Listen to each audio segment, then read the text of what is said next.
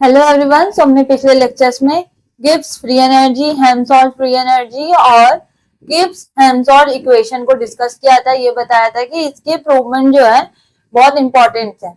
सो आज हमें इस यूनिट का लास्ट टॉपिक कैल्कुलियन-कोलशेस इक्वेशन को डिस्कस करना है। इससे ये बता दें कि कैल्कुलियन-कोलशेस इक्वेशन ये आपके मेनली होना चाहिए था टॉपिक फेस इक्विलिब्रियम का, जो आपकी सेकेंड यूनिट है। बट क्योंकि इसमें प्रूवमेंट हमें करना है, कैल्सियस-कोल्पियन इक्वेशन को निकालना है, डेरिवेशन करना है, तो ये हमारे यहाँ सेकेंड लॉ ऑफ थर्मोडायनेमिक्स की यूनिट में आया है। ठीक है, और क्या होता है, व्हाट इज कैल्सियन-कोलशेस इक्वेशन और क्यों ही जरूरत पड़ी इसकी। तो ये हमें मालूम है कि एक सब्सटेंस जो है वो किसी दो स्टेट में, सभी नहीं लेकिन कुछ कुछ किसी दो फेजेस में प्रेजेंट होता है। जैसे कि हमारा वाटर है, वाटर एक कंपोनेंट है, ठीक है, वो किस किस फेज में प्रेजेंट रहता है, solid, liquid, gas. Solid in terms of ice, in terms of solid, solid है मतलब आइस, लिक्विड मतलब जो हमारा वाटर है, और गैसियस फॉर्म जब उसका वेपराइजेशन होता है। ठीक है, तो हम जो अगले चैप्टर में हम पढ़ेंगे फेस इक्विलिब्रियम, मतलब दो फेजेस के बीच में कैसे इक्विलिब्रियम होता है और उसको किन इक्वेशंस के टर्म में हम डिफाइन करते हैं। ठीक है, यही हमारा कौन बताता है, कोलशेस-कैल्कुलियन इक्वेशन। ठीक है, सबसे पहले कैल्कुलियन ने, कैल्कुलियन एक साइंटिस्ट थे, कैल्कुलियन, अभी मैं लिखूंगी तो आपको नाम समझ में आ जाएगा, समझ नहीं आ रहा तो जो कैल्कुलियन है ये साइंटिस्ट है। तो इन्होंने सबसे पहले अपनी एक इक्वेशन निकाल के दी। ठीक है, उसको जो फर्दर आगे प्रोसीड करा कोलशियस ने, तो इंटीग्रेटेड फॉर्म निकाला। तो ये दो इक्वेशन जो हो गई मिलके कैल्कुलियन-कोलशेस इक्वेशन, इसको हम पूरा डिराइव करेंगे अभी। ठीक है, अभी फिलहाल हम ये समझे कि ये जो इक्वेशन है ये इम्पोर्टेंट, बहुत इंपॉर्टेंट इक्वेशन है और एग्जाम के पॉइंट ऑफ व्यू से भी बहुत इंपॉर्टेंट है। ये डायरेक्ट को पूछ जाने वाली इक्वेशन होती है, जैसे कि गिब्स हेल्महोल्ट्ज इक्वेशन भी डायरेक्ट आपके एग्जाम में आ जाता है कि डेराइव गिब्स हेल्महोल्ट्ज इक्वेशन। दोनों मैंने एक बार गिब्स के टर्म में और हेल्महोल्ट्ज के टर्म में निकाला था, फिर बोला था कि जब आपके एग्जाम में आएगा तो ये आपको दोनों एक साथ निकाल देना है, वो अलग अलग भी आता है, वो एक साथ भी आएगा। ठीक है, गिब्स फ्री एनर्जी का अगर इक्वेशन आ जाता है इन टर्म्स ऑफ प्रेशर और वॉल्यूम, ठीक है, तो उसमें भी मैंने बताया था। और उसके बाद जो आपका हेल्महोल्ट्ज इक्वेशन था उसके टर्म्स में भी आ गया था। ठीक, तो आज अभी हम डिस्कस करने वाले हैं कैल्कुलियन-कोलशेस इक्वेशन। तो हमारी हेडिंग होगी the Clapeyron Clausius equation. The Clapeyron Clausius equation. ठीक है, कैल्कुलियन-कोलशेस इक्वेशन बहुत इंपॉर्टेंट इक्वेशन है। ये आपने फर्स्ट ईयर की जो फिजिक्स होती है उसमें था ये टॉपिक कि कैल्कुलियन-कोलशेस इक्वेशन दो फेजेस के बीच में कैसे इक्विलिब्रियम आ रहा है। ठीक है, दो फेजेस कैसे, जैसे मान लिया हमने वाटर का अगर कंडीशन लिया, मान लो कि ये कोई जार है, ठीक है, इसके अंदर हमारे नीचे साइड में ये वाटर है, ठीक, और हमने जार को बंद करके रखा, हम इसको क्या दे रहे हैं, हीट दे रहे हैं। तो ये लिक्विड फॉर्म में अगर हम हीट देंगे तो इसके कुछ पार्टिकल्स यहाँ ऊपर जाएंगे। ठीक है, ऊपर जाएंगे, गैसियस के फॉर्म में क्या होंगे, पार्टिकल ऊपर जाएंगे। और हमने इस पे अगर कोई यहाँ पे बार रखा हुआ है या फिर कुछ रखा है तो उससे बाहर तो जा नहीं पाएंगे। तो हमने ये 11th या 12th में भी है वाटर इक्विलिब्रियम, जहां पे क्या बताते हैं कि जितने पार्टिकल यहाँ वाटर से जो है पार्टिकल ऊपर जा रहा है, उतना ही पार्टिकल जो है नीचे गैसियस के फॉर्म में जो है वो नीचे लिक्विड के फॉर्म में आ रहा है। तो यहाँ पे एक इक्विलिब्रियम प्रेजेंट माने जनरेट हो जाती है किस किस के बीच में, लिक्विड के बीच में और गैस के बीच में क्या हो जाती है, एक इक्विलिब्रियम प्रेजेंट हो जाता है। ठीक है, यही कोलशेस इक्वेशन जो है, कैल्कुलियन-कोलशेस जो थे उन्होंने इसी के ऊपर एक इक्वेशन दी अपनी। ठीक है, in terms of pressure and volume. ठीक, तो it is an important equation for और ये कैसा है, वन कंपोनेंट होगा, सिस्टम वन कंपोनेंट होगा, मतलब हमने वाटर लिया है तो हम सिर्फ वाटर ही कंसिडर करेंगे। वाटर में हमको जैसे सल्फर मिल गया H2SO4 हम नहीं मिलाएंगे, हम नहीं मिलाएंगे, ये वन कंपोनेंट सिस्टम की बात हो रही है। ठीक है, it is important to know कि कैल्विन-कॉल्सियस इक्वेशन जो है वन कंपोनेंट सिस्टम के लिए है, हम दो कंपोनेंट नहीं मिलाएंगे उसमें। ठीक है, it is an important, it is an important equation for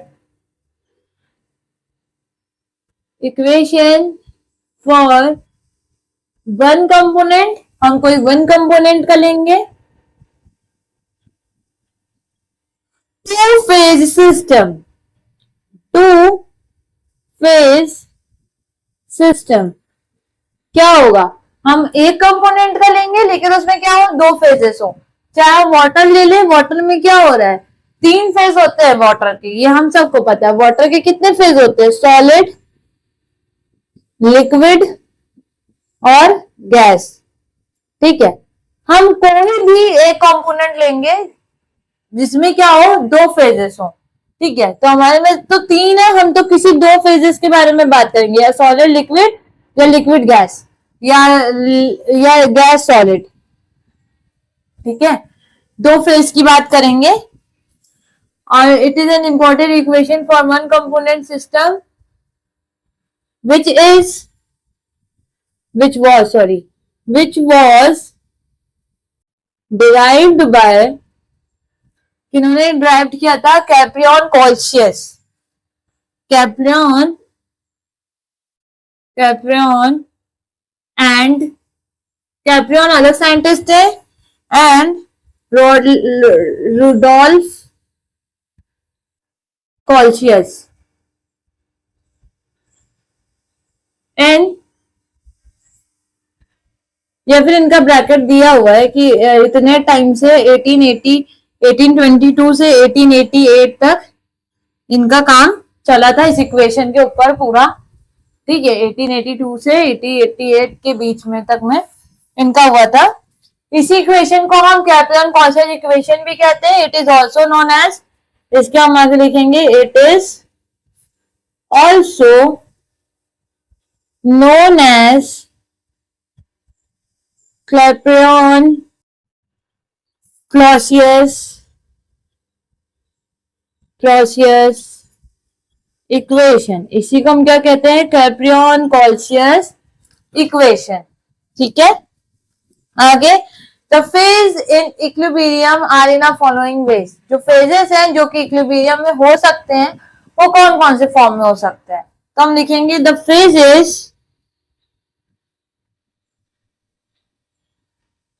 phases are in equilibrium in following ways। कौन कौन से वेज हो सकते हैं, जैसे कि मैंने बताया, सॉलिड लिक्विड में इक्विलिब्रियम हो सकता है। ठीक है, सॉलिड और लिक्विड में हो सकता है इक्विलिब्रियम। सॉलिड से लिक्विड में चेंज होगा तो क्या हो रहा है, मेल्टिंग। लिक्विड से सॉलिड में होगा तो मेल्टिंग। ठीक है, फिर लिक्विड से वेपर में तो बॉइलिंग। ठीक, और सॉलिड टू वेपर क्या होता था, याद है, सब्लिमेशन। सॉलिड टू वेपर, जिसमें सॉलिड से वेपर में चेंज होता था, सॉरी, सॉलिड से वेपर में चेंज होता था। जैसे कि हम लोग हमारी अगर बत्ती ले लेते हैं वो क्या ऐसे सॉलिड से डायरेक्ट वेपर में चेंज हो जाती है, तो हम इसको क्या कहते हैं, सब्लिमेशन। सॉरी,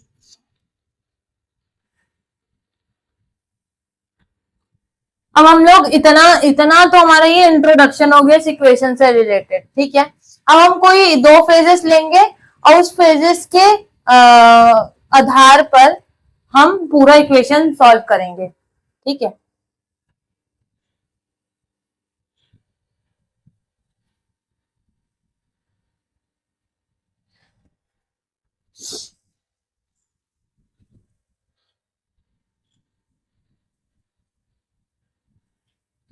चलो अब आगे प्रोसीड करते हैं। तो late us consider two phases. कोई फेजेस का भी हमने नाम नहीं लिया, मान लो कोई दो फेज लिया है ए और B. Let us consider two phases, let us consider two phases A and B. मान लो बस कोई हमने लिक्विड फेज लिया, उसको हमने ए मान लिया, और वेपर फेज को हमने क्या मान लिया, बी मान लिया। ठीक है, हमने बोला नहीं है कि हम लिक्विड को ही, मतलब ए और बी कुछ भी हो सकता है, सॉलिड हो सकता है, लिक्विड हो सकता है, गैस हो सकता है। तो ए और बी हमने कोई दो फेजेस मान लिए of the same component, of the same component क्या होगा, सेम होगा, ऑफ द सेम कंपोनेंट। मैंने बोला था वन कंपोनेंट सिस्टम लेंगे, उसमें कोई दो फेजेस होगा। ठीक है, in equilibrium with each other, दोनों क्या है, इक्विलिब्रियम में है, इन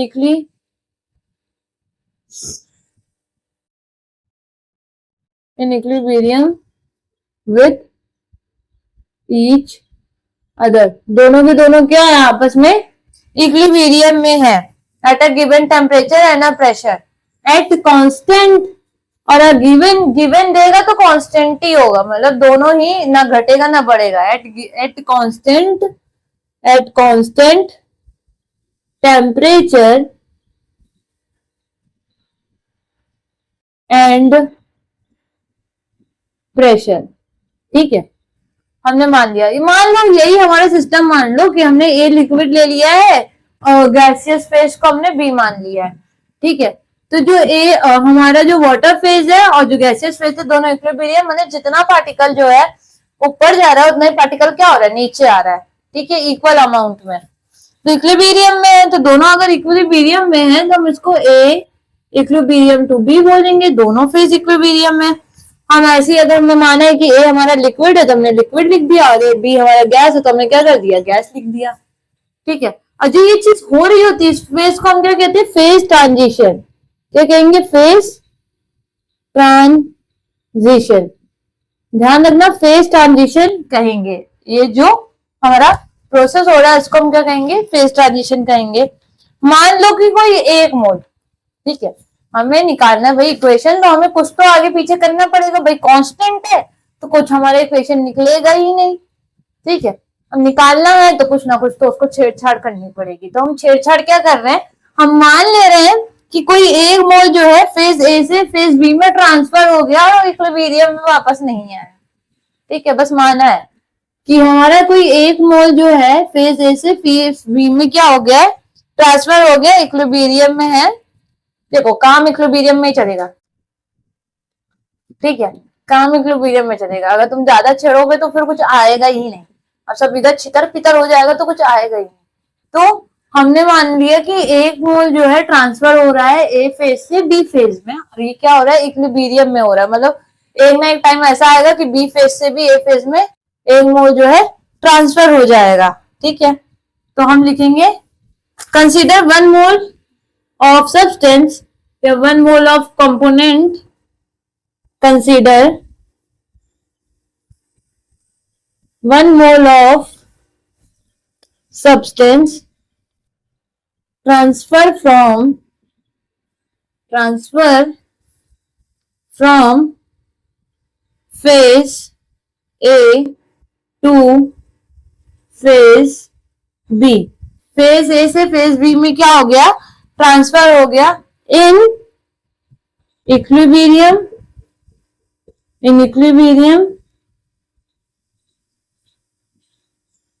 at constant temperature and pressure. Constant temperature और प्रेशर में ही इक्विलिब्रियम होगा, ये हम सबको पता है। टेम्परेचर प्रेशर आगे पीछे घटा बढ़ा तो इक्विलिब्रियम भी वहां पे खत्म हो जाएगा। तो हम इस कंडीशन में हम क्या करेंगे, गिव्स फ्री एनर्जी ए के रिस्पेक्ट में और बी के रिस्पेक्ट में कंसीडर करेंगे। कंसीडर भाई ए हमारा इनिशियल स्टेट है, बी फाइनल स्टेट है। ए से जा रहा है बी पे पहुंच रहा है, मतलब ए इनिशियल था, शुरू हुआ था, और बी क्या हुआ, हमारा फाइनल हुआ। तो ए हमारा इनिशियल स्टेट होगा, बी हमारा फाइनल स्टेट होगा। इसको भी आप ध्यान में रखिएगा, ए हमारा क्या है, इनिशियल स्टेट है, अब बी हमारा क्या है, फाइनल स्टेट है। ठीक है, A initial state, B final state. तो हम लिखेंगे let GA and GB B the Gibbs free energy of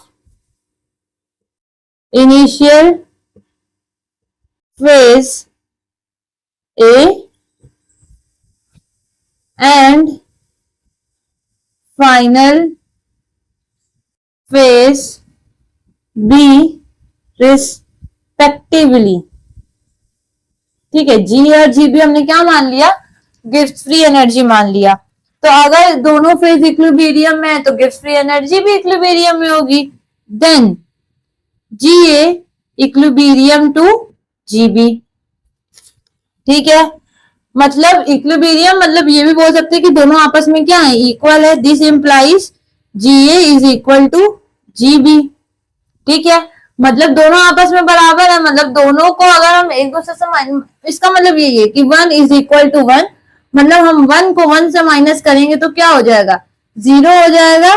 तो हम यही चीज लिखेंगे। तो this implies GA minus GB is equal to 0।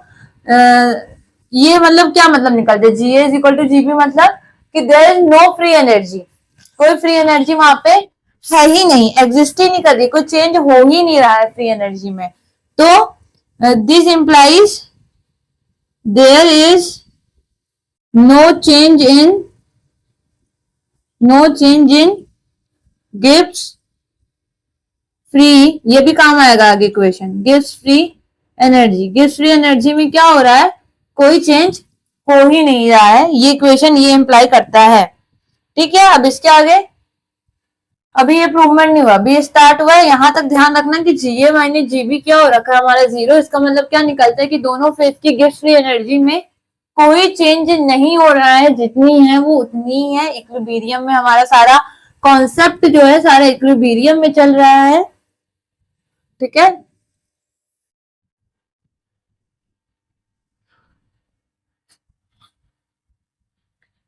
अब छेड़खानी करें क्या, if the temperature of the system rises.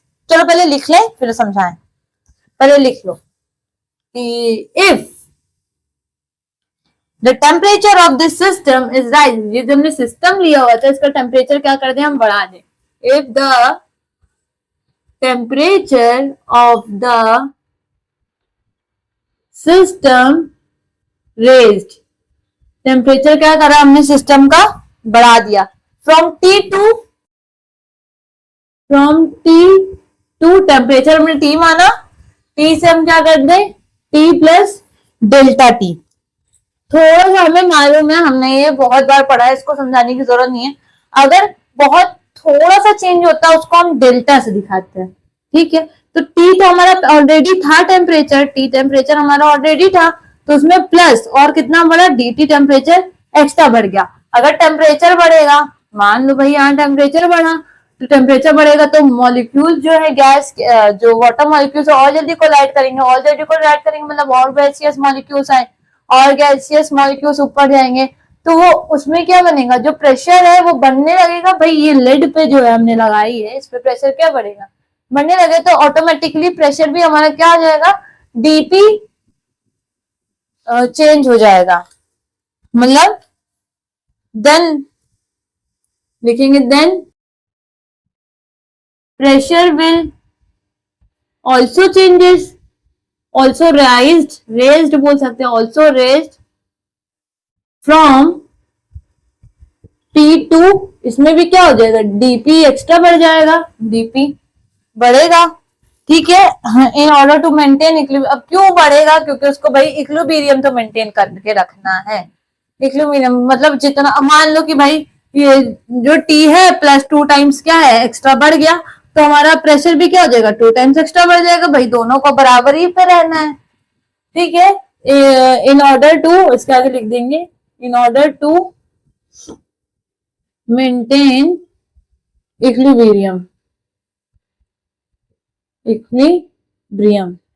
Equilibrium को मेंटेन करने के लिए टेम्परेचर अगर बढ़ा तो हमारा प्रेशर भी क्या हो गया, बढ़ गया। अब इस टाइम पे गिव्स फ्री एनर्जी फिर भी क्या होगी, इक्वल होगी ही, ठीक है।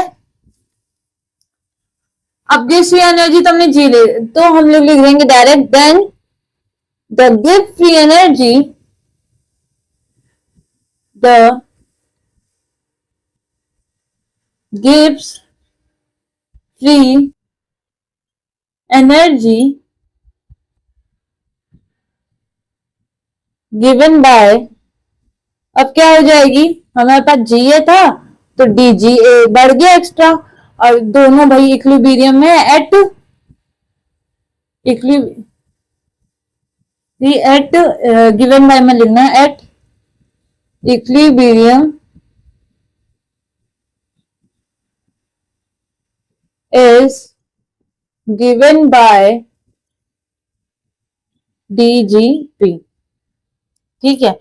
अब क्या करो, हमें मालूम है जीए और जीबी आपस में क्या थे, इक्वल थे, ठीक है। तो मतलब हमें जीए और जीबी की मतलब दोनों की जगह पे, मतलब समझ लो जीए की जगह पे मैं जीबी ले सकती हूँ क्योंकि दोनों इक्वल था। अब इसको फ्रॉम फर्स्ट लिख देना यहां से, जीबी बराबर डी जीबी, इधर लिख दो फ्रॉम फर्स्ट। लोगों को लगता होगा ये मैथ चल रही की केमिस्ट्री है, बायो वाले थोड़ा थोड़ा कंफ्यूज हो जाते होंगे कि मैथ चल रही है कि केमिस्ट्री चल रही है। तो ये जीए और जीबी दोनों क्या आपस में इक्वल हैं, तो हमने जीए की जगह पे जीबी रख दिया क्योंकि भाई दोनों बराबर है, तो जीबी जीबी दोनों सेम है, सेम साइन है, कट गया, तो D G A D G B भी आपस में बराबर हो गए। इसका मतलब समझ रहे हो, इसका मतलब जो हमने टेम्परेचर में थोड़ा सा जो डीटी चेंज किया था, जो हमारा प्रेशर डीपी चेंज हुआ था, उसकी वजह से भी हमारे सिस्टम में कोई भी डिफरेंस नहीं आया, जो भी फेज था उसमें कोई डिफरेंस नहीं आया। गिफ्ट फ्री एनर्जी अभी भी क्या है, चेंज जो हो रही है गिफ्ट फ्री एनर्जी में, यहाँ तो गिफ्ट फ्री एनर्जी में यहाँ तो दिख ही लिया था हमने यहाँ पे कि कोई चेंज नहीं है। यहाँ पे भी क्या बता रही है गिफ्ट फ्री एनर्जी कि कोई चेंज, अगर तुम टेम्परेचर भी बढ़ा दे रहे हो, प्रेशर भी बढ़ा दे रहे हो, तब भी मेरे में कोई चेंजेस नहीं आ रहे, मैं वैसे ही हूँ क्योंकि मैं तो इक्विलिब्रियम में हूँ। तो इसको इक्वेशन नंबर हमने क्या कर दिया, 2 बना लिया, ठीक है।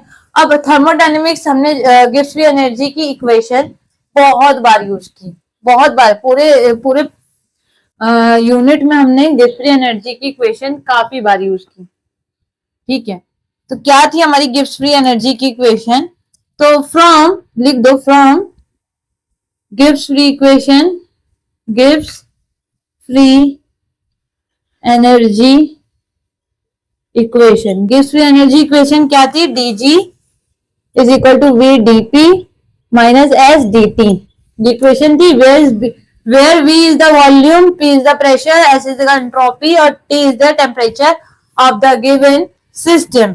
तो फॉर फेज ए के लिए बात करें हम, यहाँ पे तुम्हारा फेज ए फेज बी चल रहा है, तो ये तो डी जी ए हो जाएगा, और वॉल्यूम बी हमारा चेंजेस आएगा, डीपी तो हमने कांस्टेंट, प्रेशर कांस्टेंट कर रखा है, एंट्रोपी में चेंज आएगा और प्रेशर टेम्परेचर में no changes. For phase A था, सॉरी, वैसे हम लोग फॉर फेज बी करेंगे, फॉर फेज बी तो डी जी बी वॉल्यूम में चेंजेस आएगा, प्रेशर में नहीं है, हमने वहां कांस्टेंट माना है, एंट्रोपी में चेंज है और इसमें चेंज टेम्परेचर में चेंज नहीं है।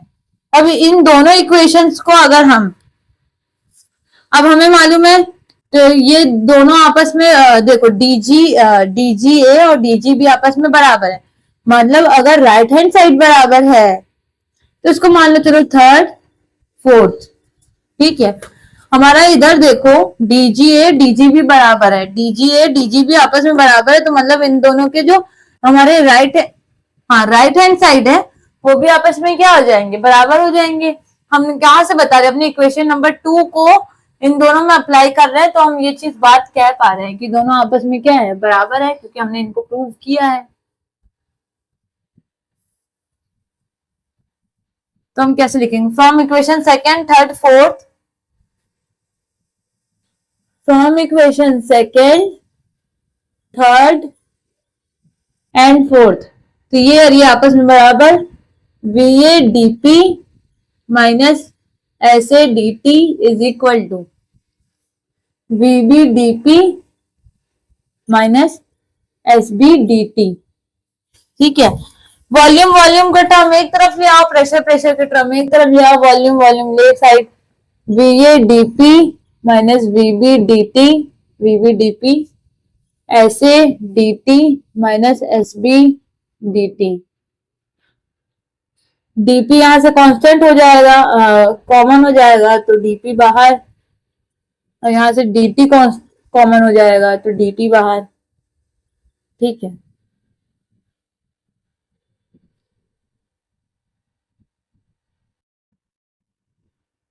हाँ अब ये है, इधर से नेगेटिव साइन बाहर ले लो क्योंकि हमें वी बी आगे चाहिए, और यहां से भी नेगेटिव साइन बाहर ले लो क्योंकि हमें एस बी आगे चाहिए। नेगेटिव नेगेटिव आपस में इक्वल है, कट जाएगा। ठीक है, ये V B minus V A delta V DP एक हो जाएगा डेल्टा एस डी। हम डीपी बाय डी कर दें, डीपी बाई डी, तो हम लोग इसको delta S upon delta V कर दें। ठीक है, हमने सेकेंड लॉ ऑफ थर्मोडायनेमिक्स का हर एक इक्वेशन यूज करी है, तो आपको बतानी है भाई सेकेंड लॉ ऑफ थर्मोडायनेमिक्स याद है क्या? मैंने बताया था एंट्रोपी की उसमें इक्वेशन थी, बहुत बार लिखा है, बहुत बार, from second law of thermodynamics, from second law of thermodynamics याद हो अगर तो हम क्या लिखते हैं? From second law of thermodynamics, from second law of thermodynamics क्या था? Delta S is equal to delta Q by T, याद आई? Delta S is equal to Q by T, Q by भी टी लिख सकते हैं, तो हम डेल्टा एस की जगह पे क्या रख दे? क्यू बाय टी रख देते हैं। डेल्टा पी तो लिख दो from fifth, delta P by delta T Q by T delta V. ठीक है, ये हमने इतना सॉल्व करा जहां पे हमने सेकंड लॉ ऑफ थर्मोडायनेमिक्स से एंट्रोपी की वैल्यू निकाल के उसको हमने इक्वेशन नंबर 5 में रख दी। और ध्यान दो हमने डेल्टा वी किसको ही लिखा है, थोड़ा यहां से हमें रफ करना होगा।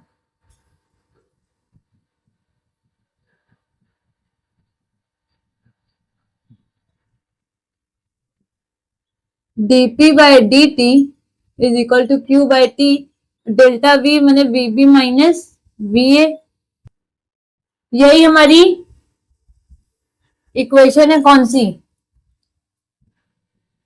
This equation known as Clapeyron equation, ये सिर्फ क्लैपेरॉन इक्वेशन है, यहां कॉल्सियस नहीं आया अभी, ध्यान देना। यहां पे सिर्फ क्या है? कैप्रियन है, कॉल्सियस नहीं है। कॉल्सियस ने इसका इंटीग्रेटेड, कैप्रियन ने सबसे पहले इसको शुरू किया था, मैंने बताया जैसे कैप्रियन कॉल्सियस इक्वेशन, इसमें 2 साइंटिस्ट हैं। ठीक है, तो कैप्रियन ने इक्वेशन सॉल्व करी तो यहां तक आए, कॉल्सियस ने इसके आगे प्रोसीड किया था। ठीक है, कैप्रियन ने यहां तक बताया, इसके आगे की कई चीजें जो है हमारे कॉल्सियस ने बताई थी। ठीक, कॉल्सियस ने कैसे बताई थी अब ये देखो, इसके आगे और भी कई चीजें उन्होंने डिराइव की, बताई। ठीक है, जो कि कैप्रियन ने भाई इतना निकाल के इतना बताया, भाई इतना निकाल के बताना भी बहुत बड़ी बात है। ठीक है, तो इतना पहले हमारे कैप्रियन ने बताया, इसके आगे भी तुमको प्रोसीड करना है, कॉल्सियस इक्वेशन तक जाना है।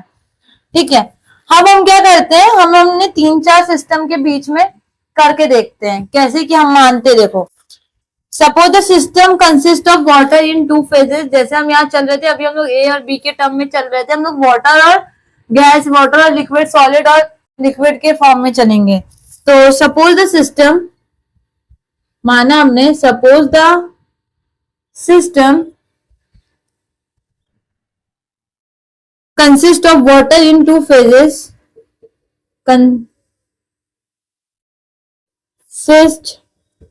of water in 2 phases, वो तो मैं लेके चल भी रही हूँ, मैं आपको बता रही हूँ, हम ए और बी तो मान रहे हैं, लेकिन और 2 phases हम ले लेते हैं लिक्विड एंड गैस, जो हम लेके अभी भी चल ही रहे हैं, और वो भी क्या है? इन इक्विलिब्रियम, ठीक है, वो भी क्या है, वो इक्विलिब्रियम में है, आपस में दोनों क्या, इक्विलिब्रियम विथ ईच अदर लिखना है तो लिख लो इक्विलिब्रियम विथ ईच अदर, आपस में दोनों क्या है, इक्विलिब्रियम में है।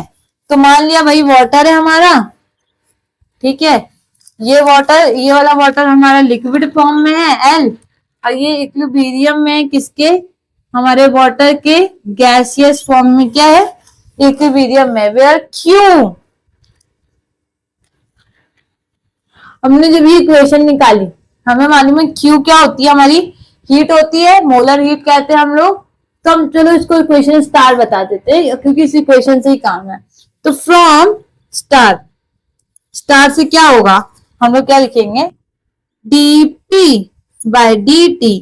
अब हम q को क्यों नहीं बता देंगे, ठीक है, क्योंकि हमने यहाँ पे टर्म लगा दिया, वाटर का केस लगा दिया है, यहाँ कोई केस नहीं था, यहाँ पे हमने ए और बी माना था, यहाँ हमने वाटर का केस लगा दिया है, हम क्यों नहीं लिखेंगे, हम एच लिखेंगे, और एच भी क्या, डेल्टा एच, वो भी क्या हो जाएगा, यहाँ पे भी डेल्टा क्यू होना था, डेल्टा क्यू होगा, वहां पे जो delta S by Q, delta S delta Q by T करना, ठीक है, डेल्टा एच वो भी क्या होगा, यहाँ पे वेपराइजेशन, लिक्विड से गैस में चेंज होता है तो क्या होता है, वेपराइजेशन, तो delta H vaporization upon T वैसे ही रहेगा, और vaporization of gas, volume of gas minus volume of liquid.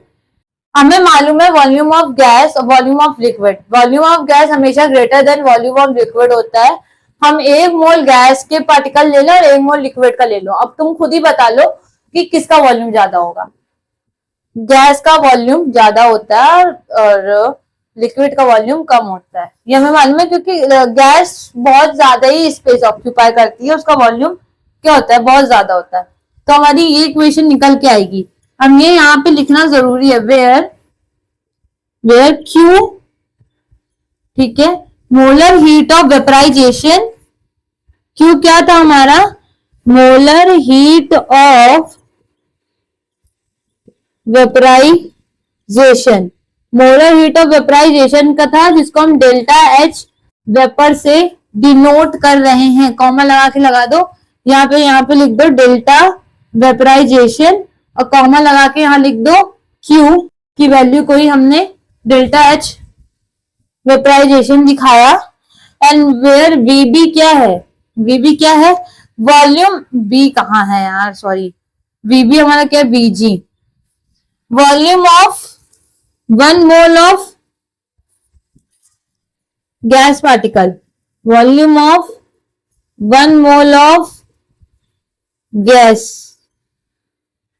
अब VL क्या है, volume of 1 mole of liquid, ठीक है। इसी में दिखाते हैं कि जो वॉल्यूम ऑफ गैस है वो greater greater greater greater much greater than volume of liquid होता है, ठीक है, much greater than volume of liquid होता है। तो हम देन ये कर सकते हैं, this implies volume of liquid tends to be 0। हम ये बोल सकते हैं कि हमारा जो है volume of liquid, volume of gas अगर बहुत ज्यादा है तो उसके सामने वॉल्यूम ऑफ लिक्विड तो हमारा 0 हो गया। तो इस हिसाब से जो हमारी ये equation, then above equation becomes, then above equation becomes, above equation क्या हो गई, dp by dt is equal to delta v, delta H vaporization upon T और vg। यही इक्वेशन अब आगे काम आएगी या तुम्हारे किसमें, इंटीग्रेटेड फॉर्म में, जो कैप्रियन-कोलसच इक्वेशन है, इसको तुम डबल स्टार बना लो, इस इक्वेशन को क्या करते हैं, डबल स्टार बना दें, ठीक है। Change of pressure with temperature, ऐसा भी इसमें बोल सकते हैं। अगर हम लिक्विड और सॉलिड की बात करें, जब लिक्विड से सॉलिड में होता है,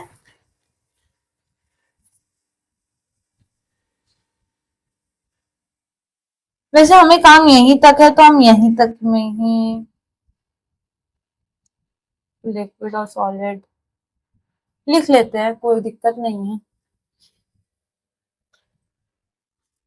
चलो, suppose a system consist of water, अगली लाइन पे लिखना, सपोज अगली लाइन को लिखना मैं नहीं लिख रही हूँ, बहुत लिखना पड़ रहा है। लिखना तुम लोग की सपोज द सिस्टम, अगला लिखना है। पहला पॉइंट खत्म हो चुका है, ध्यान देना, मैंने यहाँ पे लिक्विड और गैस का बता दिया। अगला पॉइंट क्या बता रही हूँ, suppose the system consist of water in two phases. इस समय पे हम टू फेजेस क्या लेंगे, लिक्विड और सॉलिड।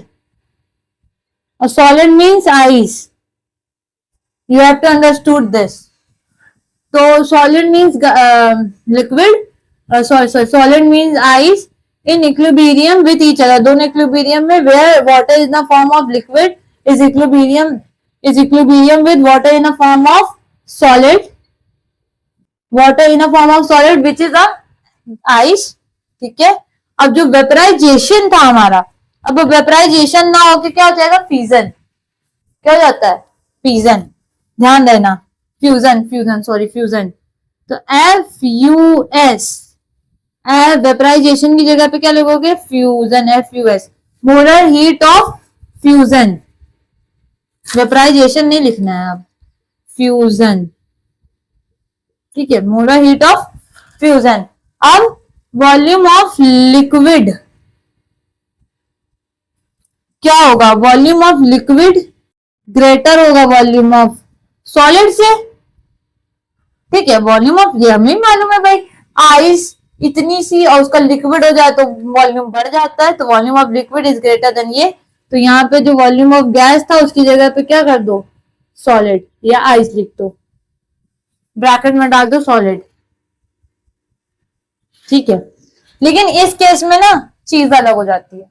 इस चीज में देखो, ये अब मुझे पक्के तौर पे नहीं पता है, लेकिन ये सिर्फ मैंने सिर्फ ये चीज पढ़ी है। ठीक है, मैंने बस लेक्चर लिए, मैंने बुक में देखा, तो इतना डीपली मुझे इस बारे में नहीं पता है। लेकिन जो वॉल्यूम ऑफ सॉलिड होता है, ठीक है, जो वॉल्यूम ऑफ सॉलिड होता है वो greater than volume of liquid होता है। ये एक एक्सपेरिमेंट के थ्रू है, इसको थोड़ा सा नेट पे सर्च कर लेना, मैं भी सर्च करूंगी, अगले लेक्चर पे आऊंगी तो मैं बकायदा तुम लोगों को बता दूंगी। लेकिन ये चीज होती है, वॉल्यूम ऑफ सॉलिड जो होता है वॉल्यूम ऑफ लिक्विड से ज्यादा होता है। तो हमारा वॉल्यूम ऑफ लिक्विड जो है तब भी क्या करता है, ग्रेटर, 2 टाइम्स ग्रेटर मान लो, तो हम लोग यहाँ पे वॉल्यूम ऑफ लिक्विड को टेंस टू बी 0 कर देते हैं।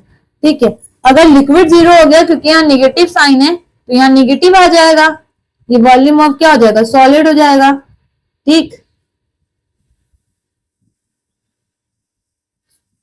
ठीक है, ये टेम्परेचर है तुम्हारा T, और ये BS क्या है, वॉल्यूम ऑफ सॉलिड। और ये वेपराइजेशन काट के यहाँ पे फ्यूजन। ध्यान देना, जब हमने सॉलिड, लिक्विड और गैस की बात की थी, वहां पे जो change in pressure with change in temperature था, मैंने dP/dt था, वो पॉजिटिव टर्म में आया था, और यहाँ पे क्या आता है, नेगेटिव टर्म में आता है। ठीक है, ये आप एग्जाम्पल्स में इसके लिख सकते हैं। ठीक है, ये थोड़ा सा नंबर गेन कर देगा, अगर 5-6 नंबर ज्यादा बढ़ा जाता है तो इतना तो करना ही पड़ेगा, उतना मुश्किल भी नहीं है, आसान है। अब जब हमें इंटीग्रेटेड फॉर्म निकालनी है, अभी हमारा कैल्पियन कॉल्सियस नहीं निकला है इक्वेशन, तो हमें कैल्पियन कॉल्सियस निकालना है। ये डायग्राम तो बनाए लियोगे, अब बार बार क्या ये मिटा देते हैं। हाँ, अब क्या लिखेंगे हम, integrated form of Clapeyron equation. Integrated form of Clapeyron equation, और ये दिया किसने था, कॉल्सियस ने। ठीक है, दिया किसने था, कॉल्सियस ने। तुम्हारी बात जहां पे चल रही थी, from equation double star equation याद है, क्या था, dP/dt is equal to delta H vaporisation upon T, और क्या था, वेपराइजेशन वॉल्यूम ऑफ गैस। ये आई थी इक्वेशन। हमें आइडियल गैस की इक्वेशन पता है, फ्रॉम, अच्छा ठीक है ये लिख लो, from ideal gas equation. Ideal gas equation क्या है, PV is equal to RT for 1 mole, ये ना यहां लिखने चाहिए, equation for 1 mole of of gas, PV is equal to RT। ठीक है, अब क्योंकि हमें किसके टर्म में चाहिए भाई, यहां से V हटाने, क्योंकि हमारे पास dP बाई dt है, तो हम वॉल्यूम का निकालेंगे, तो ये RT अपॉन P आ गया। वॉल्यूम क्या है, किसका, गैस का ही है, तो हम V की वैल्यू रख देंगे इसमें। Now dP by dt is equal to delta H vaporisation upon T Vg, इसमें क्या हो जाएगा, P अपॉन RT। तो इक्वेशन क्या आ जाएगी, dP by dt is equal to delta H vaporization P upon RT square.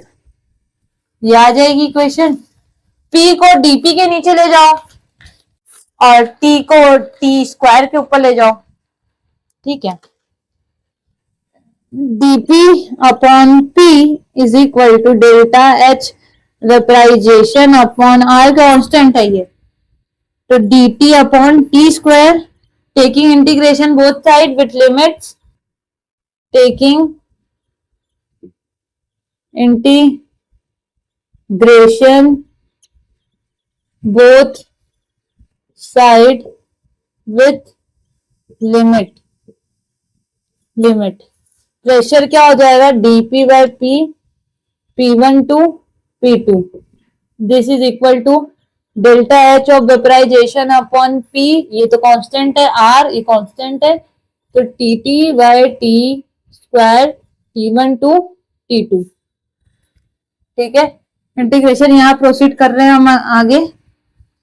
dP by P सबको मालूम है, ln log P होती है इसकी value, P1 to P2, delta H vaporisation upon R, इसका क्या होता है, 1 minus 1 by T, minus 1 by T, ये क्या हो जाएगा, T1 टू T2, क्या हो जाएगा, upper limit minus lower limit is equal to delta H vaporisation upon R। ठीक है, इसका रखेंगे first, upper limit minus plus हो जाएगा T1। ठीक है, लोअर लिमिट, लॉग का क्या बोलते हैं, प्रॉपर्टी लगाएंगे, नेगेटिव वाली लग गई, delta H vaporisation upon R। ठीक, T1 को आगे कर दो जो पॉजिटिव में, T1 minus T2, 1 upon T1 minus T2। ये हमारा इक्वेशन किसके फॉर्म में आ गया, ये हमारा कैप्शन। उसके आगे भी एक फॉर्म, एक कहीं कहीं पे डायरेक्ट बोलेगा कि इसको बताओ, प्रूव इट, तो तुम्हें शुरू से करना पड़ेगा, जैसे मैंने पहले बताया है। कभी कभी नहीं देता ना, तो तुम्हें क्या करना पड़ता है, देखना पड़ता है कि भाई ये इक्वेशन हमने पढ़ी कहाँ थी, तो उसके लिए हमें रिवाइज करना पड़ता है, तो उसको साथ में रिवाइज करते चलिए। आज आपको अगर समझ में आ जाता है तो उसको बाद में रिवाइज भी करिए। इसके आगे हम ये कर सकते हैं कि P2 upon P1 is equal to delta H vaporisation upon R। यहाँ एल्शियम ले लिया है, T1 T2, फिर हो गया T2 माइनस T1, और ये तुम्हारी अगली इक्वेशन हो गई ये तैयार। ठीक है, कभी कभी लॉग के फॉर्म में दे देता है, तो ln को लॉग के फॉर्म में चेंज कर दो, ऐसे करके देखो कैसे। कभी कभी लॉग के फॉर्म में हो जाता है, तो नेचुरल लॉग है भाई 10, इसको मैं मिटा दे रही हूँ, नेचुरल लॉग है तो कैसे आ जाएगा, ध्यान दो, आ जाएगा 2.303 log P2 by P1, log 10 है ये, P2 by P1 is equal to delta H vaporisation upon R, 1 upon ये T2 minus T1 upon T1 T2। ठीक है, ये वाला नीचे आ जाएगा, log P2 by P1 is equal to delta H vaporisation upon 2.303 R T2 minus of T1 T2। ये this equation represent the Clapeyron ने दी थी, कॉल्सियस ने आगे बढ़ाई, तो then it is called Clapeyron call, आते आते नाम ही क्लॉसियस। इक्वेशन, कैप्लॉन-कोलशियस इक्वेशन, ठीक है। So this is all over our result. हमारा कैप्लॉन-कोलशियस इक्वेशन आ गया है। अब हमें इसके एप्लीकेशंस 2-3 पढ़ने हैं, फिर उसके बाद हम लोग अपनी सेकेंड यूनिट फेस इक्विलिब्रियम में एंटर करेंगे। सो जो जो चीजें आपको ना ही हो समझ में, या फिर जो चीज थोड़ी सी इन्हें लगी हो कि नहीं, तो आप जाके ऐप में भी वहां पे पूछ सकते हैं, और या फिर कमेंट कर दीजिएगा, उसका आंसर आपको मिल जाएगा। सो आज के लिए थैंक यू।